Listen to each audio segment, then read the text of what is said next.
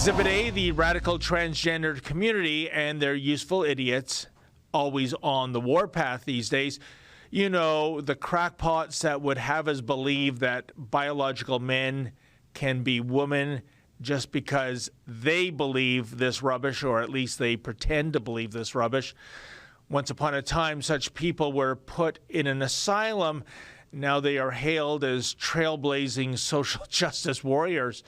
So it is that NCAA swimmer Leah Thomas is not condemned as a grifter by the progressives. Rather, Thomas is a modern-day Jackie Robinson, the first black athlete to break the color barrier in Major League Baseball. That comparison, of course, is vomit-inducing in terms of offensiveness. Thomas is clearly a man slaughtering women in the pool.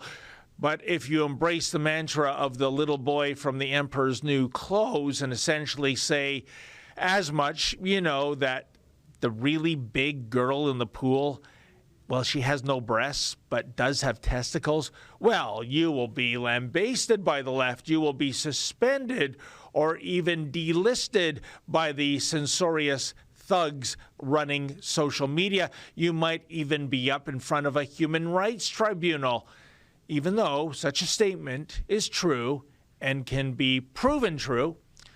Now, the NCAA allowing this to happen in the first place is a disgrace.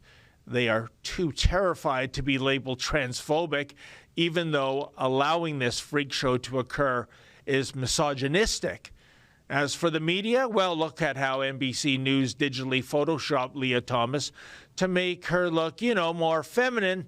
NBC, aka Nothing But Crap, is not exposing the transgender con job. Rather, it is aiding and abetting it. Now, while Leah Thomas is the most recent trans cheat, he's certainly not the first.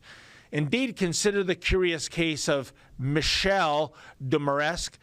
Talk about a trailblazer. Back in 2001, Dumaresque began competing in competitive female bike races in British Columbia.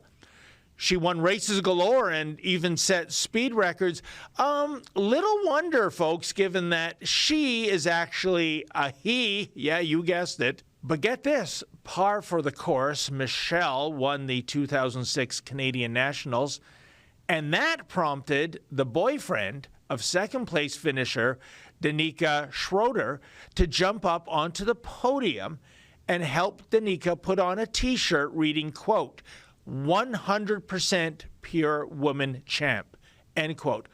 Well, finally, we had an emperor has no clothes moment in that a fraudster was called out publicly. And what happened? Well, the 100% pure woman Danica was suspended by the gutless weasels running the Canadian Cycling Association for her temerity to wear a shirt bearing a 100% truthful statement. Indeed, if the Canadian Cycling Association head honchos had written the Emperor's New Clothes, methinks the fable would have ended with the little boy receiving a severe beating. When will this madness end? Who will call out the madness? Why are so many afraid of the 0.0000001% fringe? By the way, last time I checked, folks, New York City officially recognizes 31 genders. Another source says the real number should be 58 genders, yet another source claims the correct number is 63. Do I hear a nice round 100? You know, maybe I'm just an old-fashioned square because I thought there were only two genders. I thought if you had a penis, you're a man, and if you have a vagina, you're a woman. Now we have guys sporting a mangina and gals packing a Venus, and no one dares say anything lest we hurt someone's precious feelings. Forgive my outdated thought process, for I was basing my reasoning on that silly little thing called, science, biology specifically. But these days, you come across a 6'3", 275-pound dude wearing a violet bustier and a pink miniskirt and white go-go boots, and hey, it's not Halloween. Rather, it's a man with all the bits and pieces that biologically makes him a man. yet he's self-identifying as a gender-fluid, non-binary, transsexual, gender blender, spirit unicorn. Well, of course he is. Or then again, maybe, just maybe, that ex-linebacker decked out in a Sailor Moon costume is mentally ill, you think? Writing in Crisis Magazine back in 2016, when the world was far less woke and far more sane, Elise Earnhardt makes a connection between transgenderism and autism. Now, Earnhardt is not transgender, rather she has Asperger's syndrome, and typical among Asperger's girls in their adolescence, Earnhardt preferred the company of boys due to the bullying she experienced from other girls. Citing a social media campaign featuring the hashtag Autistic Trans Pride, she understands why autistic adolescents believe they're transgender when in fact they're not. These adolescents are told they are a girl trapped in a boy's body or a boy trapped in a girl's body, and many parents buy into this completely unscientific hypothesis.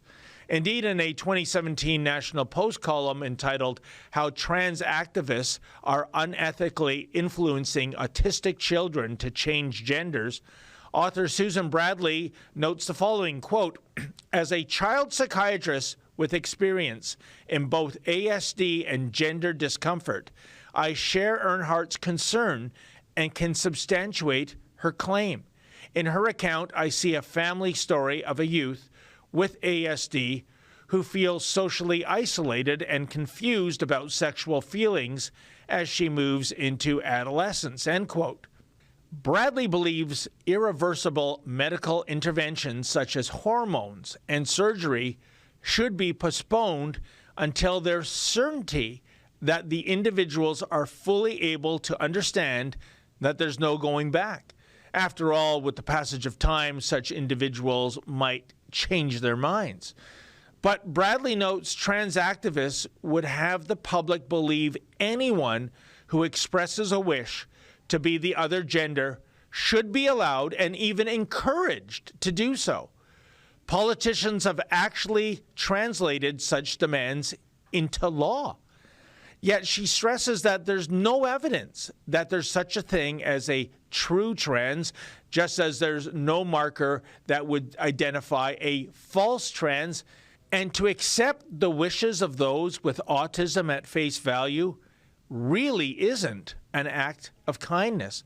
Of course, the likes of Earnhardt and Bradley are being condemned as transphobic by the trans community and their allies due to their politically incorrect, albeit scientifically correct observations.